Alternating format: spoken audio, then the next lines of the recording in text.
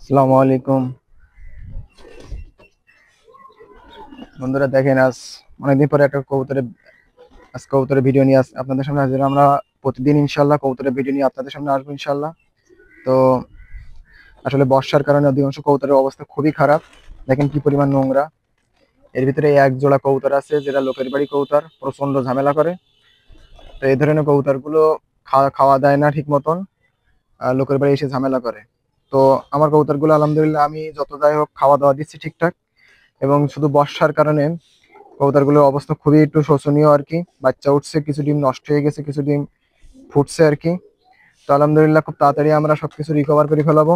আপনারা আমার চ্যানেলটা অবশ্যই সাবস্ক্রাইব করে দিবেন যাতে নতুন ভিডিওগুলোর সাথে সাথে আপনারা পেয়ে যান। তো চলেন দেখি আমাদের অন্যান্য কবুতরগুলোর কি অবস্থা।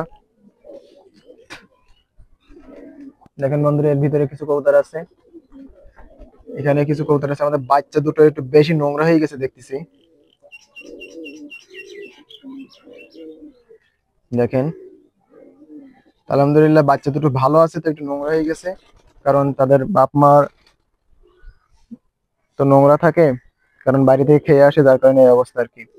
এখানে ওর দেখেন একটা কোতর আছে আর কি। তো এই ডিম আছে কোলে, আমি ফেলাই দেবো ওই ভিতরে ডিমটা, ওটা মোটামুটি ঠিক আছে। বাকি ডিমগুলো, অধিকাংশ ডিমগুলো আমরা ফেলাই দেবো আর কি। দেখেন বন্ধুরা, আমাদের মিলি রেসার কবুতর এবং আমাদের সবজি রেসার কবুতর আমরা দুটোকে স্থানান্তরিত করে ফেলাবো দুই একদিনের ভিতরে ইনশাল্লাহ। আমরা দেখেন আজকে পরিষ্কার করার জন্য যে প্ল্যান নিচ্ছে আজকে, ভিতরে ওর ভিতরে খুবই শোচনীয় অবস্থা। ওর মধ্যে আর কি দেখানো যাবে না, দেখানো উচিত হবে না আর কি। আর এখানে একজোড়া কবুতরের ডিম আছে, যদিও ডিম দুটো ফেলাই দেবো আর কি, কারণ এই সময় ডিমই বাচ্চা উঠবে না, আর শুধু শুধু কবুতর দুর্বল হয়ে যাবে। তো বন্ধুরা, কবুতর এমনি সবাই সুস্থ আছে, সব আলহামদুলিল্লাহ সুস্থ আছে, কোনো সমস্যা নেই। তবে কি একটু নোংরা হয়ে গেছে আর কি। তো আপনারা যারা আমার ভিডিওগুলো রেগুলার দেখেন, আমার ভিডিওগুলো পছন্দ করেন, এবং যারা আমার ভিডিওতে নতুন দেখতে আসেন, তারা অবশ্যই আমার চ্যানেলটা সাবস্ক্রাইব করতে ভুলবেন না এবং লাইক করতে, কমেন্ট করতে ভুলবেন না।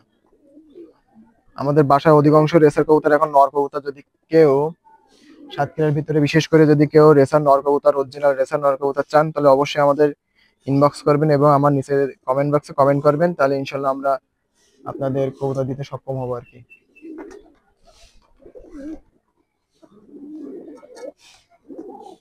তো বন্ধুরা, আমরা আস্তে আস্তে আরো আপডেট করবো সবকিছু। আমরা চেষ্টা করতেছি যে আরো কিছু ডেভেলপ করার জন্য। আমাদের কিছু কবুতর মিসিং আছে, তো আমি জানি যে কবুতরগুলো মিসিং গেছে, যদি কেউ ধরে থাকে বা কেউ কোনো জায়গায় ধরা পড়ে থাকে, এই কবুতরগুলো কখনো আটকাতে পারবে না। কারণ ইতিপূর্বে আমাদের বহুত কবুতর ধরা খাইছে, কিন্তু কোনো কবুতর কেউ আটকাতে পারি নাই।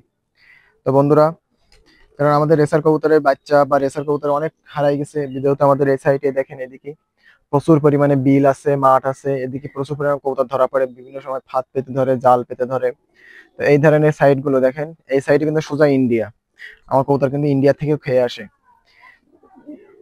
এই সাইড সোজা, এখান থেকে বেশি দূর না, খুব বেশি হলে আপনার যদি কবুতর যদি উড়ে যায়, ভালোভাবে উড়ে গেলে 2 থেকে 3 মিনিট সময় লাগে ইন্ডিয়ায় যাইতে। একদম সোজা ইন্ডিয়া এখান থেকে, বর্ডারের সাইডে আমাদের বাসা। এই সাইডে সব ইন্ডিয়া, আমাদের এই সাইডে বর্ডারের সাইড আর কি। এখান থেকে ইন্ডিয়া বেশি দূরে না আর কি। সাইকেলে যদি যাই খুব বেশি হলে 1.5 কিলোমিটার রাস্তা এখান থেকে, সাইকেলেও বেশি সময় লাগে না আর কি। তো কবুতর গুলো মাঝে মাঝে চলে যায় ইন্ডিয়াতে, ইন্ডিয়াতে খেয়ে আসে আর কি। তো আমার কবুতর সব ইন্ডিয়াতে খেয়ে আসা কবুতর, বেশি অংশ কবুতর ইন্ডিয়াতে খেয়ে আসে। কারণ এখান থেকে গেলেই তো ইন্ডিয়া, তা কোথায় যাবে আর।